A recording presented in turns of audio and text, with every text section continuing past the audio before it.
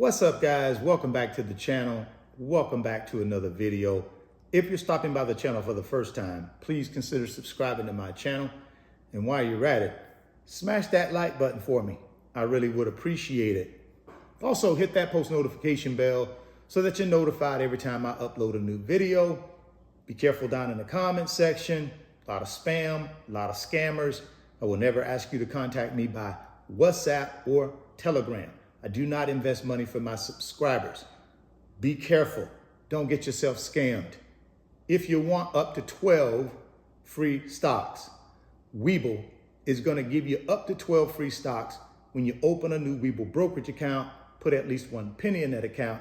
They're going to give you up to 12 free stocks. So if you're interested in that offer, click on that link down in the description box. Open up your new Webull account today. Go get that free stock. Go get that free money. Saving money is costing you a fortune.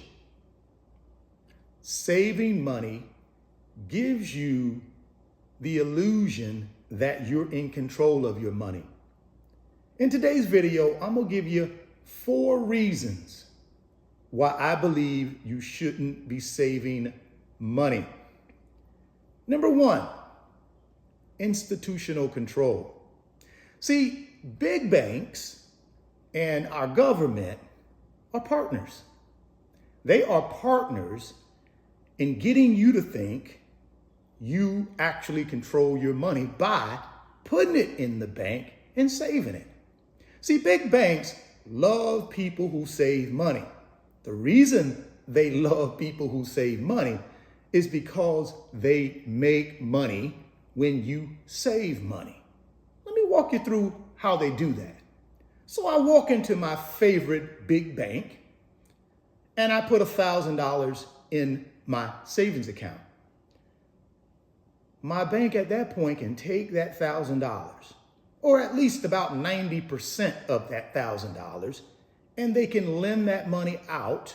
They only are required to keep in the bank about 10% of the money that I have on deposit. So $900 they can lend out, $100 they keep in the bank, just in case I wanted to come in and withdraw some money. Now, they make money on that $900 though, because they're only going to pay me a fraction of interest that they're going to charge an investor like me, or someone else who comes in and just wants to borrow $1,000 to buy whatever. They're going to charge that person 5%, but they're only going to pay me 0.50%. So they're going to charge 5% in interest on my $1,000, but they're only going to pay me 0.50% interest on my $1,000. Guys, what a racket. They get to take my hard-earned money that belongs to me, or at least the illusion it belongs to me, take that money and just lend it out and make a ton of money.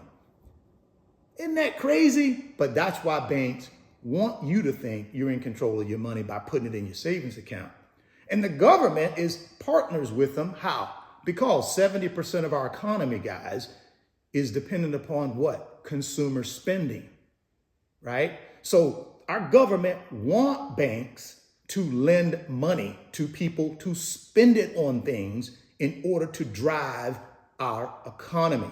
So they make the banking laws and things like that favorable to the banks. That's why banks can take 90% of my money that I put in there and they can lend it out to make money. Let's move on to the second reason, which is inflation. Listen, guys, that's a huge one, right? Because right now, inflation is 8.5%. But you might be saying to yourself, what does that have to do with my money that I got in my savings account? Well, here's how it affects your savings account. See, with inflation being 8.5%, that means that $1,000 you have in your savings account really is only worth about $850. Right? Because prices have went up on those goods and services that we buy. So the $1,000 I had in 2021 to buy goods and services will only buy $850 worth of goods and services in 2022 because of inflation being 8.5%. So you're losing the purchasing power of that $1,000. Every single year you leave it in the bank, you're losing purchasing power. Some of you might say, well, hey, inflation at some point is going to get back down to 2%, 2.5%, and I'm going to be safe at that point. Not necessarily. You're still going to be losing purchasing power. Even if inflation was 2%, guys, the bank is not going to pay you 2% in interest to keep that money there. The only way you fight inflation, whether it's 2% or 8.5%, is you got to have your money invested in something that's going to pay you a higher rate of return than what inflation is. So even if inflation is 2%, but the bank is only paying me 0.50%, guess what? I'm losing 1.5% purchasing power of my $1,000 every single year. So it doesn't matter. The only way you don't lose anything by leaving your money in your savings account when it comes to inflation is if inflation was zero, right? If inflation is zero and I'm earning 0.50% in my savings account, then I'm outpacing inflation. But that's not going to happen, guys. We're never going to get to the point where inflation is what? Zero. Why? Because of consumerism. Companies got to make a profit, right? It's going to cost that company more money each year to make whatever product or service they're selling you. Who do they pass that cost on to?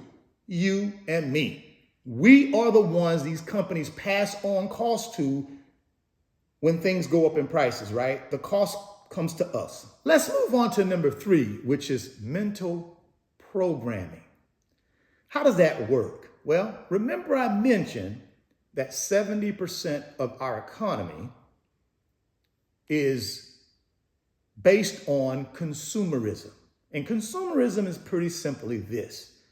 When we go out and buy things with the money that we have, that's all consumerism is. We go out and buy things. And really, what our government and the big banks want us to do is go out and buy things that we really don't need, right? So go out and buy a lot of wants versus our basic essential needs. That's really how the financial system is set up. That's why 67% of Americans don't have $1,000 in savings. That's why 100 million Americans don't have any money saved for retirement, is through that mental programming. And it starts where? Where does the mental programming start? It starts in school. That's why, think about it, from kindergarten all the way till you graduate from college, mentally, what's being put in you? How to get a job. From kindergarten all the way through college, it's all about how to get a job. Nowhere in your educational process do they teach you how to keep money and multiply money to build wealth. Guys, the whole system is set up to mentally program you to spend money. Save money and then spend it. That's the whole program, right? So mental programming is a big one. And we got to be careful of that. Guys, nothing wrong with us saving part of our income. But we can't get to a point where we think we have security, right? Security by saving money. What we should be thinking about is how do we grow that money, keep a portion of it for security, like our emergency fund, but the rest of it we should be growing and trying to build assets. So let's move on to the 4th one to wrap this up, which is opportunity costs. That's the 4th reason why, in my opinion, guys, you shouldn't be saving all your money. Opportunity cost is huge. Let me walk you through what I'm talking about. Again, let's take that same $1,000 that I got in my savings account at the bank. They're paying me 0.50, not even 1%, guys, 50 basis points, right? And we know why they're paying me that 50 basis points, because they're going to turn around and take my $1,000 and go, lend it out to somebody at 5%. So they're going to make a 4.5% spread. And that's why big banks make so much money. But if I took my $1,000 and put it in an S&P 500 ETF that has a track record over the last 90 years on average of returning a rate of return of 8 to 10%, now I'm winning. See, they don't want me to know that. They don't want me to do that, right? That's where that mental programming comes in from when we're little kids. They don't want us to do that. They don't want us to know about that. But that's the opportunity cost that I would be missing, or you would be missing, on that $1,000.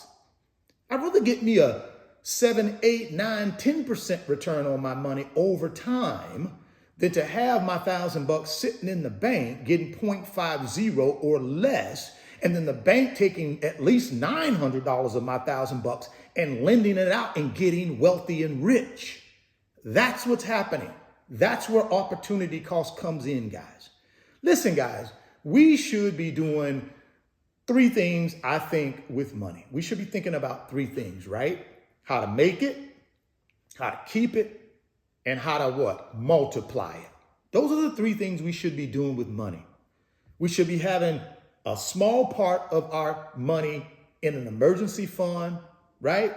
We should take a small part of our money and enjoy life with it. But the larger part of our money, we should be doing what? Trying to get some growth, trying to invest in assets that actually build wealth and create passive income. The only way, guys, you control 100% of your time and you control 100% of your financial destiny is by investing your money in assets that build wealth and create passive income. Assets like real estate for income, stock market investments, crypto investments, right? A business, right? Those are 3 core assets that we can be investing our hard-earned money in order to control our time and control our financial destiny. You got to remember, guys, saving money in most cases will not get you there. Drop me some comments, guys, and let me know what you think about the video. If you want up to 12 free stocks, click on that link down in the description box, open up that Webull account today, go get that free stock, go get that free money. If you're stopping by the channel for the first time, please consider subscribing, share the video, smash the like button. Thoughts become things. If you can see it in your mind, you can hold it in your hands. You guys keep chasing your greatness. Never stop believing in yourself. And I'm going to catch you on the next video. Peace. Today's video is sponsored by my company, RF Financial Consulting. And in my company, I work with individuals just like you through financial mentoring and coaching sessions. And in those 1-hour sessions, we talk about strategies to help you get to your financial freedom, whether it be through real estate investing, stock market investing, creating additional streams of income, credit card arbitrage, or starting and growing a business. If that's something that you might be interested in, there's an email address in the description box of the video. Send me an email and let's discuss if I'm the right fit for you.